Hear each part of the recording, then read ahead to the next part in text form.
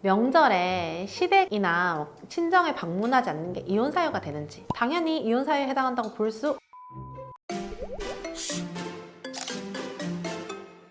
안녕하세요. 유아TV 이혼자라는 변호사 이변호사입니다. 저번 설부터 제가 이 주제를 한번 다룰까 말까 고민을 좀 하다가 오늘 한번 다뤄보기로 했습니다. 명절 지나고 나면요, 이혼율이 오른다.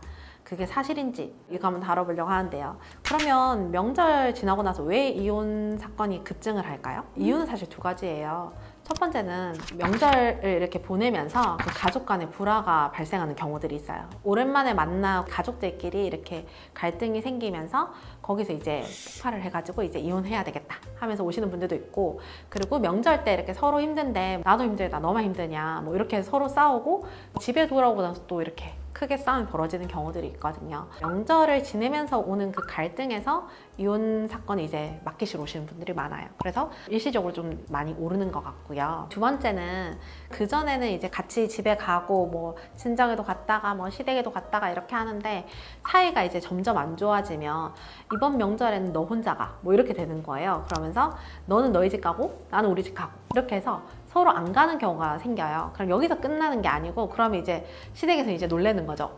며느리가 안 왔네? 걔는 뭐 하는 애냐? 뭐 가정교육 어떻게 받았냐? 이러면서 원래 가재는 개편이잖아요. 팔은 안으로 굽고 식구들끼리 상대방 배우자에 대해서 막 험담을 하고 너가 이런 취급을 받으면서 왜 결혼생활 하냐? 이혼해라. 이렇게 막 부추긴단 말이에요.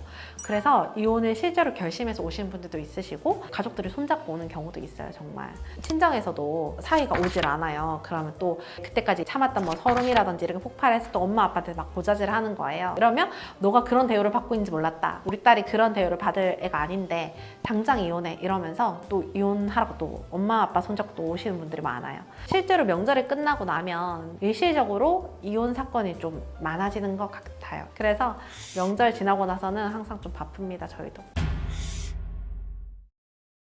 결혼한 지 얼마 안 되신 분들이 명절 때 싸워서 헤어지시는 분들이 많고, 뭐 아니면 아이들 좀 어린 경우 뭐 이런 경우에 좀 많이 하시는 것 같아요.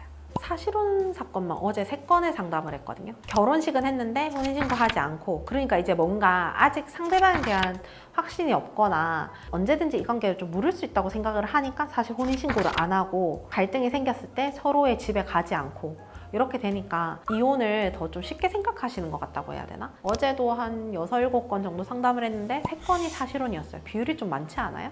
요즘엔 진짜 그러니까 혼인신고 안 하고 같이 사시는 분이 너무 많은 것 같아요. 근데 어떻게 보면 이혼이 아닌 거네요. 엄밀히 말하면 법적으로 이혼이 아닌 게 맞고, 사실혼 뭐 부당 파기로 인한 손해배상 청구 소송, 사실혼 파기로 인한 뭐 재산분할 심판 청구 소송, 이런 식으로 이름이 달라져요. 이혼을 하지 않으면 이거는 소송이 아니고 비송 사건이거든요. 재산분할만 나누겠다 하면 비송 사건이 되고 위자료를 달라고 하면 소송이 되고 좀 그런 차이점이 있어요. 근데 엄밀히 말하면 이혼은 아닌 게 맞아요. 그래서 요즘에 좀 이혼 사건 트렌드는 명절 지나고 나면 신혼이혼이 비율이 좀 더 높고, 신혼이혼 중에서도 사실혼의 비율이 좀 높다. 옛날에는 이렇게 혼인신고 많이 안 하는 경우 좀 드물었거든요. 사실은 결혼하고 나서 나도 혼인신고 좀 늦게 할까? 이 생각도 했는데 사실 그게 크게 의미가 없다는 걸 난 알고 있으니까, 그리고 서로의 믿음을 못 주는 것, 이래서 나도 결혼하고 나서 그 다음 주인가? 구청에서 만나가지고 혼인신고 했어요. 그리고 명절에 시댁이나 친정에 방문하지 않는 게 이혼 사유가 되는지, 당연히 이혼 사유에 해당한다고 볼 수 없어요. 결혼은 남자와 여자가 만나서 가정을 이루는 거잖아요. 원가정은 원가정일 뿐이지 이 원가정 가족들과 잘 못 지낸다고 해서 이게 당연히 뭐 이혼 사유가 되진 않아요. 그런데 내가 그걸로 인해서 이제 난 도저히 이거를 견딜 수가 없다, 그리고 우리 가족들한테 이렇게 하는 거 견딜 수가 없다. 그래서 저희가 민법 제 840조를 보면 배우자의 부모님으로부터 부당한 대우를 받았을 때 그게 이혼 사유가 될 수가 있고, 나의 직계 존속이 배우자로부터 부당한 대우를 받았을 때가 또 이혼 사유가 될 수가 있어요. 그러면 내가 여기서 이혼 사유에 해당하는지 보려면 내가 시댁에 가지 않는 것이, 또는 내가 친정에 가지 않는 것이 배우자의 부모님한테 내가 부당한 대우를 한 것으로 볼 수 있느냐, 이걸 따지는 거죠. 근데 그건 아니거든요. 우리 시부모님이 날 너무 괴롭힌다, 나한테 뭐 이것저것 지적질하고 뭐 우리의 뭐 사사건건 간섭하고 뭐 갑자기 집에 비밀번호를 누르고 들어온다든지 뭐 사사건건 뭐 시비를 건다, 이렇게 하면서 그게 부당한 대우를 받았다고 많이 주장하시는데 그거 법원에서 부당한 대우를 인정해주지 않아요. 그러면 당사자들이 그게 왜 부당한 대우가 아니에요? 라고 하는데, 우리가 인정되는 부당한 대우를 보려면 배우자의 부모님이 나한테 진짜 쌍욕을 한다든지 아니면 날 직접 폭행한다든지 출근하는데 들어누워가지고 출근을 못하게 한다든지 욕설하고 막 이 정도는 돼야지 그게 부당한 대우로 보거든요. 그런 선에서 봤을 때 단순 시댁에 방문하지 않는다고 해서 그게 부당한 대우에 해당하지 않고 이혼 사유는 될 수 없어요. 그래서 제가 그냥 이혼 전문 변호사로서 드릴 수 있는 솔루션은 얼마 전에 오신 분이 그런 얘기를 하더라고요. 시댁에 가기 싫다, 어떻게 해야 되냐 뭐 이런 얘기를 하길래 요즘에는 사실 명절에 꼭 자야 되고 뭐 이런 거 아니잖아요. 가시는 거 안 가시는 거 본인의 자유시다. 근데 제가 생각했을 때 그래도 배우자와는 관계가 좋다라고 하신다면 배우자와 그 명절에